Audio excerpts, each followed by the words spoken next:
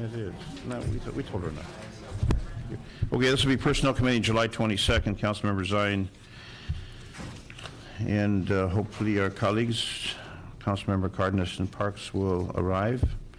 We have on the agenda 5 items, and we will begin with item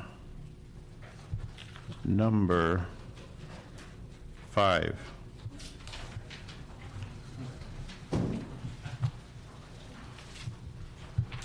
On item 5, what you have before you is a Personnel Department report relative to the status of transition of services for the administration of police and fire sworn workers' compensation claims from Cambridge to TriStar Risk Management.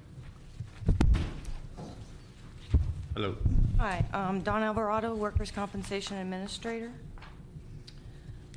Good afternoon. I'm here today to give you a brief overview of the transition of the services from our administration of the city's police and firefighters' workers' compensation claims from Cambridge to TriStar, and to answer any questions you may have. Let me start off by saying that I've been through many transitions in my career, and I'm impressed with how TriStar stepped up to the plate. How long's your career with the city been? My career with the city has been 4 months, but I've been in workers' compensation for 22 years. Okay, because 4 months isn't a lot, but 22 years. I want to qualify, the basics. Okay, go ahead. They have done an outstanding job, along with the police and fire departments, police protective leave, UPLAC, and the personnel department, in making this a smooth and seamless transition for our policemen and firefighters. TriStar officially took over the full administration of the city's police and firefighters' workers' compensation claims on December 5th, 2007. The report before you contains 2 sections, one related to transition issues and one on going forward. While the transition was smooth and seamless, it was not without issues. The prior administrator had reduced staffing during the last 4 weeks of the contract to basically a skeleton crew. The transfer of files was disorganized and not in compliance with industry best practices. To minimize any disruption in service, TriStar acquired the P.O. boxes from the prior administrator. Notification was sent immediately to all stakeholders, including the city's police officers and firefighters, vendors, impacted departments, and the representative unions. Under the new contract, increased oversight is being maintained by city on-site contract monitors. New open forms of communication with the unions have been developed. TriStar is complying with all contractual performance standards. TriStar is meeting and exceeding in many areas of work CompStat, the personnel department's CompStat-based monitoring tool. We are currently working on a case closure project, audits, and quarterly claims reviews. We have made great strides in going forward and improving the city's overall work comp program, both civilian and sworn. We would like to thank you so much for the additional staffing and monies for caseload reduction that was provided to us in the 08-09 budget year for the civilian and sworn programs. We anticipate substantial savings and better service to the city's injured workers. We are currently working with ITA, City Attorney's Office, and Risk Management on the replacement of the current outdated link system. Implementation of the imaging system at TriStar is dependent upon review of the new system's capabilities and implementation timeframes. In conclusion, due to the commitment of TriStar, the transition was relatively seamless. They are doing an excellent job in providing top-notch service to the city's injured police officers and firefighters. A team relationship has been developed with TriStar, and we look forward to continue working together closely, improving the city's work comp program for our police officers and firefighters. TriStar is also here to assist with answering any questions you may have. Well, I have them come forward, please.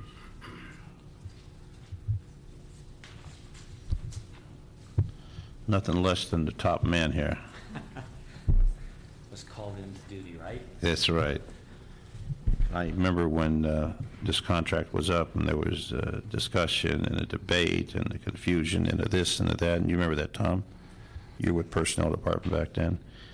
And then when it was finally given to TriStar, the other company decided to bail early and basically threw it up and said, no, it's yours. So a couple problems that came to my attention. I know we contacted you and you took care of it in a very efficient manner, which is what your commitment was. So I haven't received any complaints at all now that it's running nice and smooth. So I just want to compliment you on that. Thanks. And obviously, it's taken a lot of work to get to that point. But the prior vendor, when they found out they weren't getting it, they just basically walked away and abandoned, which was a sad commentary on their ethics and values. But you picked up the ball and went with it, and this is a very, very positive report. That team relationship that's been built up obviously is going to eliminate any problems that may occur, because sometimes there's a problem, but when you can communicate, you can resolve it. One thing we did require, if I'm not mistaken, that they would come here, was it annually or biannually? Annually. Has it already been a year? No, just we're 6 months in. 6 months A already? little more than 6 months in. Okay. So we keep on that track, we'll be doing fine. You're still in Pasadena? No, actually, we're in Alhambra. Okay. Yep. And you're still the president? Yep. They haven't thrown me out yet. You're doing a good job. They should keep you there. Thanks. So anyway, keep up the good work. We appreciate it. When being a former member of the Protective League and the LAPD, when the officers run into a hassle, times they call me personally, and I haven't received any except the first couple, which were quickly resolved. So it's been very positive from our angle. So we appreciate that. Thanks. It's been great. It's we have built a great partnership, and really, we were able to overcome that transition with the help from the police department, fire department, their unions, personnel department. Everybody really pitched in. It was a great joint effort. But it was meant to be simpler for you folks if it would have been the transition which we anticipated. But Right. I guess they got bitter; they didn't get it, and they said, we're going to walk away and just throw it up and see what happens. But obviously, you caught the ball and ran and made a big touchdown. So Worked great. we appreciate it. Thanks for being Thank here. you. Okay. Okay. So we will approve that Note and file. recommendation for a note and file. And perfect, very good. Let's go to number.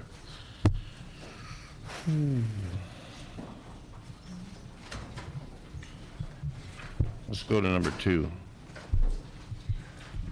And item 2, you have a city administrative officer report as well as a report from Water and Power, and this has to do with an amendment to the operating maintenance and service unit MOU for the electrical service worker class. Howdy. Good afternoon. Good afternoon. Did we do this at ERC recently? Yes, well, this was looked at ERC back in October of '07. What's taking so long to get here? Normally what happens is after ERCs offer instructions, then the Department of Water and Power will go ahead and submit their council report, followed by the CAO's report. It took that long? I can't explain to you why it's taken so long. Unless it was a matter of getting our general manager. I know you had a transition. We had a transition. I can't explain it. Okay. Why don't you explain what we got here? Well, what we have here is a salary adjustment to the Class C electrical service worker. And basically, it's designed to increase the salary about 5.5% more than the feeder class, which is electrical craft helper. And in terms of the duties and the qualifications, electrical service worker performs higher level duties and has more qualifications than the feeder class, and therefore it warrants a higher level salary. Okay, this was back from October 23rd. With the situation with the water and power economically and all that, is this included in the budget? Yes, it is. Yes, sir. Tony Cardenas is just arrived. We're already on item number 5. Hope I don't slow things down. No, we're actually on item number 2. But we started 5, and then I was bouncing around to try and surprise you. But, okay, so we're on number 2. So the funds are there.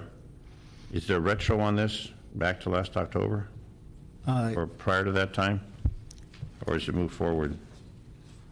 There would be a retro component to this. And this is funded and this was agreed to. Yes. Does it go to Budget and Finance after this? I don't believe so. I think it goes straight to council. That's correct, to go straight to council. Okay. I'm just concerned that the economic situation in October '07 compared to what it is now. is obviously much different. And how many folks affected by this? 9 employees. 9 people. These are, as you know, I'm sure you've heard, we're having a difficult time attracting and retaining skilled craft people, and this Go to job, Countrywide and go to IndyMac. I'm sure they got a lot of people looking for jobs. can they put on a pair of rubber gloves and work high voltage? That's Probably not. Probably not. Yeah. And so this is going to help us bring people into this class. With these helpers making more money than these electrical service workers, it's hard to get people to bid into these jobs. So these are actual people with the dangerous.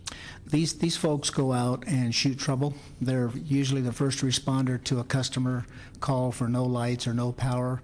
They may do everything from replace a broken meter to actually look into the panel and see if there's a breaker problem, advise a customer to call an electrician, or call for a department crew to come and do more extensive repairs. They're working on energized equipment on a daily basis. Okay, so there is a hazard, obviously, in There is, dealing with yes. electricity. Council member, your pleasure on number 2. We have approval. Saw you twice today, Hal. Yes, sir. It's nice to see you again. What time did you have to get up this morning to get there on time? On my normal time, I usually get up at 4. I was at 4:30. Yeah. See, you got to come at 10 o'clock. You're lucky.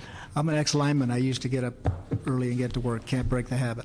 Oh, okay. All right. Thank you very much. Thank you. Okay, so we approve that. And now let's go to Mr. Laura is here. What number are you on, Dave? All right, we're going to hold that till last. Let's go to number 4. Maybe we'll continue that till next meeting. Number 4, yeah. The Dave Laura can rest, he's got to give him some time away from the office so he can relax. Item number 4 was continued from the meeting on July 8th, and what you have before you is the City Administrative Officer and Personnel Department reports. This has to do with a supplemental agreement to a contract with Rockhurst University, and this is to provide sexual harassment prevention training as mandated by Assembly Bill 1825. Hello? Hi, good afternoon. Veronica Salumbidas with the Office of the CAO. The proposed amendment will extend the term by 1 year from 3 years to 4 years and provide an option to extend for 1 additional year. The proposed amendment will also increase the maximum allowable compensation by $25,000 from $415,000 to $440,000. Funding for this amendment is included in the Personnel Department's 08-09 budget. There is no additional impact on the general fund, and the CAO recommends approval. Now, California Assembly Bill 1825 requires that this be done. Was there any appropriation with that Assembly Bill? Did they give any money, or did they just say you had to do it, and you got to pay for it? Yes. So we're contracting with Rockhurst University Continuation Education Center, National Seminars Group. Are they a local operator? Actually, they're out of state. Why don't we use a local operator? Why would we go out of state when we can use someone local and give $444,000 to a local vendor? Actually, we're going to be issuing an RFP this year.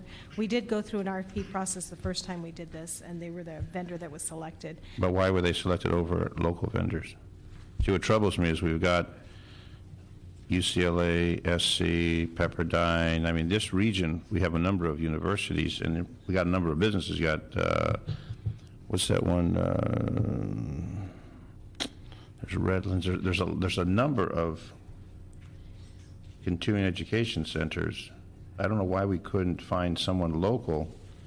I wasn't there at the time, but there are a couple of things, a couple of factors. One of the factors is with this training, the state had specific requirements as to who could provide the training. They had to be a qualified trainer in this area. The other thing is that we did an online training program, and at the time, there probably weren't a lot of people doing this type of online system, and in a cost-effective rate for the city. So, but we do anticipate with this next RFP that we're probably going to have a number of vendors who are going to be able to meet this requirement and also we suspect there's a lot more people providing online training. Well, do they have in-person training, or is it just online training? This is an online program, primarily online. Do we offer in-person for our personnel, or is it mandatory online? We did offer, when we first rolled this out, on an as-needed basis for those, for example, that needed an accommodation at classroom training. But pretty much it's all been online unless we get a special request. Then who did the in-person training? I believe the vendor did, and that was in 2005. The vendor did. Yeah, I'd like to, and I know that it's mandated by state law and the requirements, et cetera. My concern on it is that it's every 2 years or every year? Every 2 years, a supervisor and a manager has to take the training class over, so. And then to have at least a local company, hopefully someone from Los Angeles, if not Los Angeles, this region, because you're talking about a lot of jobs if they're setting that up at $440,000. I'm sure there's a lot of people who would like to get into that. But obviously it's mandatory, we must do it. So the RP is going out when? Yes, this year. Pardon me, the what? Yes. This year? We're going to be issuing an RFP this year. Okay. All right, so we'll move that item. Make sure you let us know what, does it come here before you go out to the vendor? Before you go to an RFP? I'm sorry, what was the question? Will it come to this committee before you go to an RFP or after? It'll come after. We normally, Just make sure that if you don't pick a local company, explain why, okay. okay? I'm sure there's got to be someone local who can handle that and help the business of Los Angeles at a competitive rate. So we're going to approve this one. Thank you. Thank you very much. Okay, so now we've got 5, 4, and 2 done. Remaining 1 and 3. Mr. Laura's going to wait till the end with Mr. Chan, so let's do number 3, so they can wait a little longer. You're taking a break, Dave. It's good. You get to take a break. For item 3, you have a City Administrative Officer report relative to the fiscal year 2008-09 unfreeze resolution. This is submitted in accordance with Los Angeles Administrative Code Section 4.132. Hello. Hi, Jimmy Chen with Office of CAO. In front of you is the unfreeze resolution, which lists all the positions that are required to remain vacant pursuant to the 2008-09 budget, or if they become vacant after the incumbent leave the position, they should remain frozen. Since the managed hiring process was continued in 08-09, this unfreeze resolution served the purpose of identifying positions to be held vacant to resolve some possible classification or pay grade issues. Those positions are listed under Section 1. Section 2 lists all the newly authorized but unfunded positions that the council instruct to keep frozen.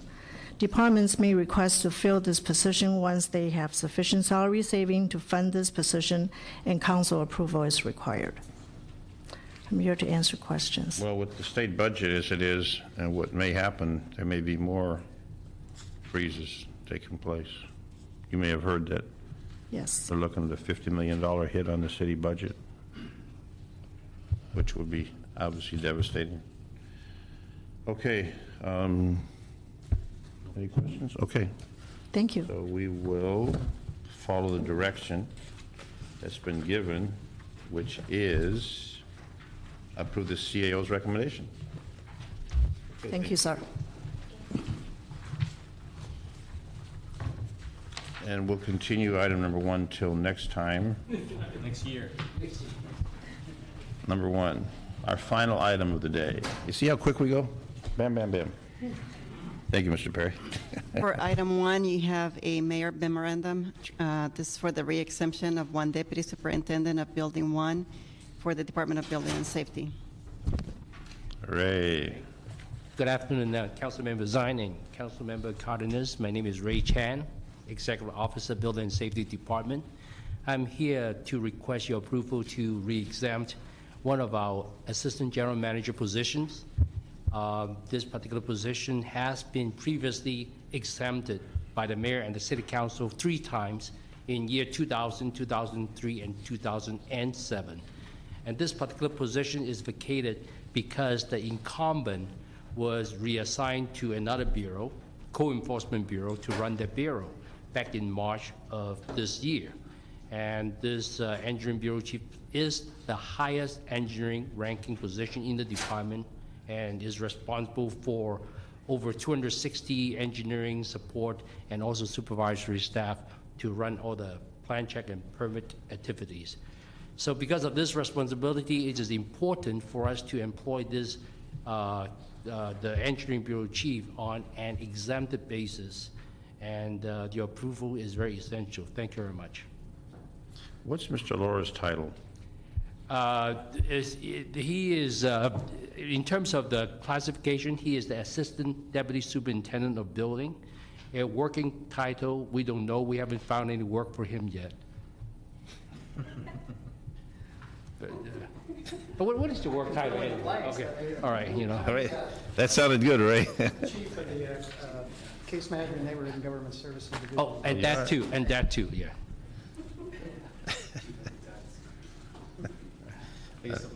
I love Dave Laura. He's a good man.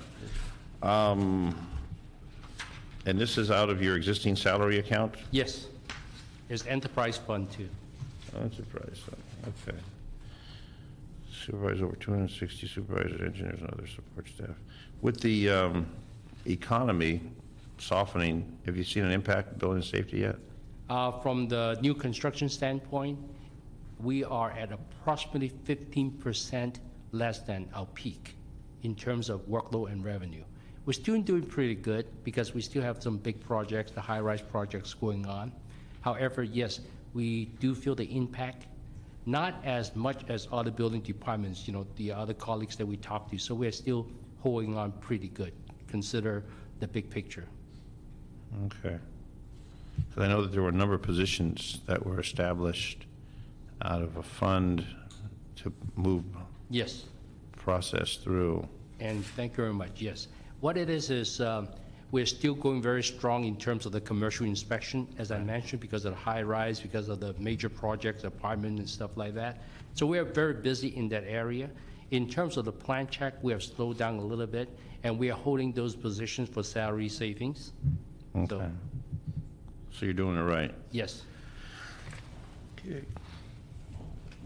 No questions from my distinguished colleague. So in this matter, we're going to approve the requested re-exemption. So Mr. Edelman will be happy. Thank you, Ray. Thank you. You did a fine job. Thank you very much, sir. On And item that 5, is- do you want to get concurrence from Mr. Cardenas so it can go as a report? Why don't you ask As a him? note and file? Why don't you ask him? See what he thinks. Mr. Cardenas, why you'd like to concur with Mr. Zahn on number 5? It's a note and file. Yes. Thank you, and no public comments. So what do we do now? We adjourn. We say good afternoon and good night. Good night.